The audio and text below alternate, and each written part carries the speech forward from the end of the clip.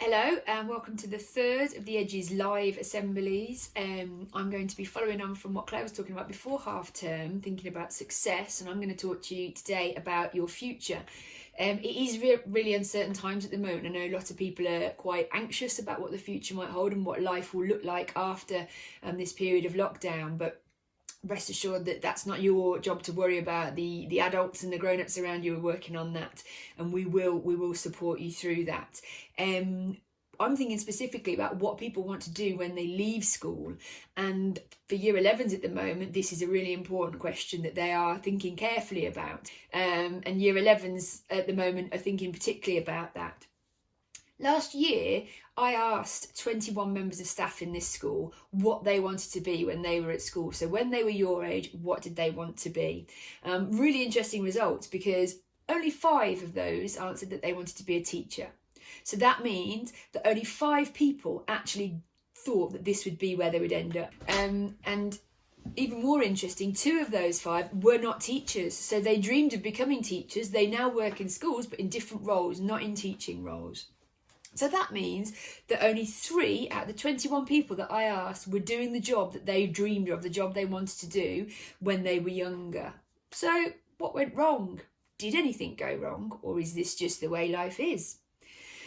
What did people say? So the answers that I got were the kind of jobs that we see around us every day. We see them on the television, we see them in stories, and we see them as we go about our daily business. So there was lots of people who wanted to be a firefighter, an air steward, a job that in my day was quite glamorous. You just need to travel the world, but the reality is it's actually quite a difficult job. You need to be really highly trained and lots of different skills.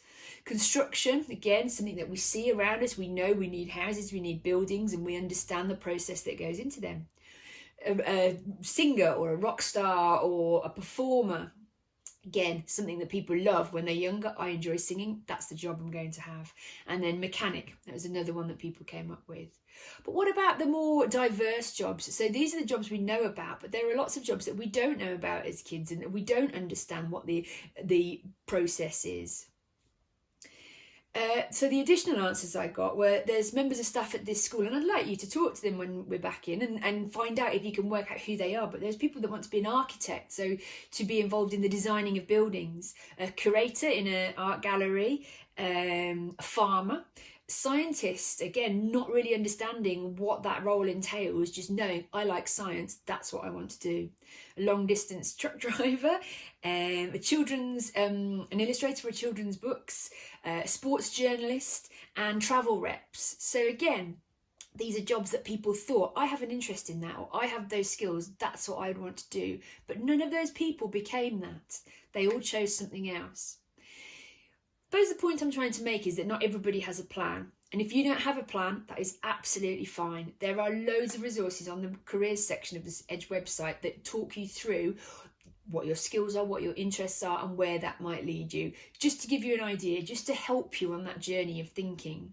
Then there's the people that do have a plan, but then they choose not to follow it, and that's okay too. So whatever your plan is, whatever your dream is, you may not get there, but you may go somewhere better, and that's important. So the other question I asked people was, what was their first job? And this is really interesting because there weren't that many different responses. So most people, for their first job, it was either paper round, working in a bar, waiting on tables, washing up in a kitchen. Why were these roles so narrow? Well, mainly it's because they're jobs that you can go into, and I don't want to use the word unskilled, because actually what we're going to talk about is the fact that you do need a lot of skills, but you can go into these jobs without any formal qualifications. It's experience that you can learn on the job. So you can go and deliver papers without having a set of qualifications. But actually the skills that you learn in doing these roles are vital for your future career. So what are those skills?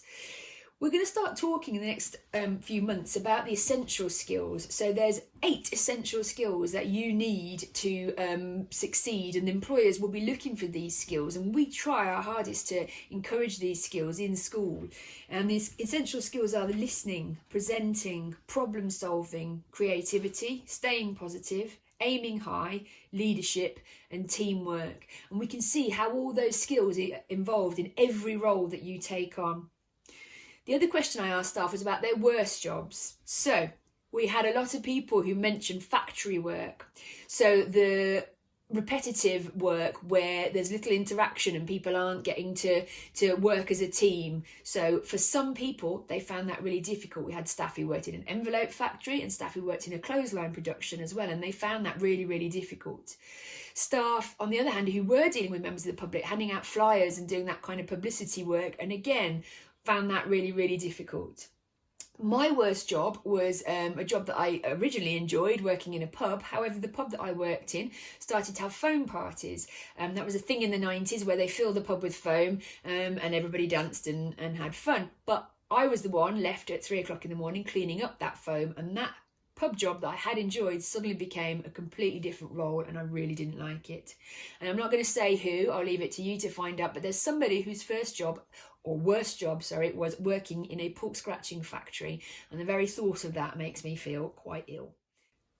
The point is that the skills that you learn in whatever job you're doing are vitally important. They are essential skills, and they can be transferred from one role to another.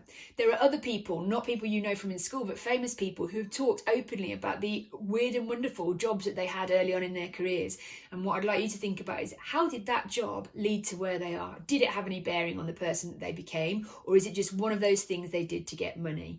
So, for example, Taylor Swift used to be a praying mantis exterminator, so going into houses that had been infested with praying mantises, finding them and essentially killing them. Beyonce spent her formative years sweeping up in salons, so a job that, you know, is seemingly endless, as the more you sweep, the more hair appears. Brad Pitt's first job was dressing up in a chicken costume and waving at passers-by to try and get them to come into a restaurant. So again, you think about where he ended up and his communication and presentation skills. Maybe that was part of one of the building blocks towards what he later went on to achieve. Barack Obama worked in an ice cream store.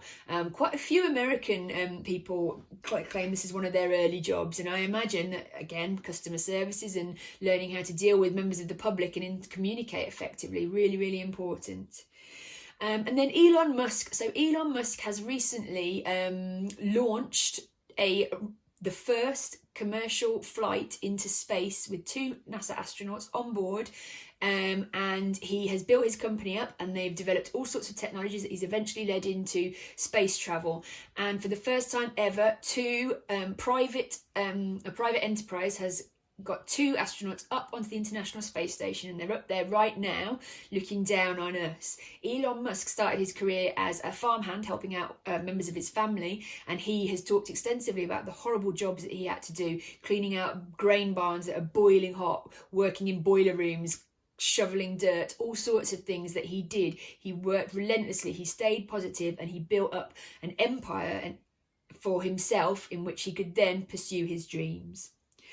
So the message I'm trying to give to you today is said perhaps better by someone that I really admire, a comedian called Tim Minchin, and he gave a speech as he accepted an award at a university in Australia where he gave 9 life lessons, and it's just the first one of those lessons that I'd like you to take heed of, and the lesson is, you don't have to have a dream. I'll leave it to Tim to say, because he says it better. You don't have to have a dream.